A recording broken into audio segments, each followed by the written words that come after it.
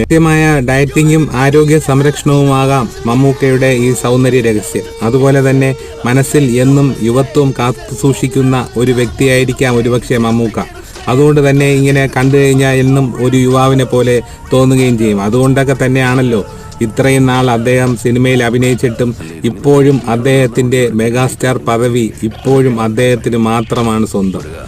അത് മമ്മൂക്കയ്ക്ക് മാത്രം 70കളിൽ കഴിയുന്ന ഒരു അത്ഭുത പ്രതിഭാസമാണ്. 2024 ഫെബ്രുവരിയിൽ ബ്രഹ്മയുഗം എന്ന ബ്ലാക്ക് ആൻഡ് വൈറ്റ് ചിത്രം കാണാൻ പോയപ്പോൾ ഞാൻ ഒരുപാടൊന്നും പ്രതീക്ഷയല്ല പോയത്. അതുപോലെ തന്നെ മമ്മൂക്ക ഈ സിനിമ ഇറങ്ങുന്നതിന് മുമ്പ് നടത്തിയ പല ഇൻ്റർവ്യൂകളിൽ അദ്ദേഹം പറഞ്ഞു, ഈ സിനിമയെക്കുറിച്ച് കൂടുതലൊന്നും ഞാൻ പറയുന്നില്ല, നിങ്ങൾ കാണുക, കണ്ട് തീരുമാനിക്കുക എന്ന്.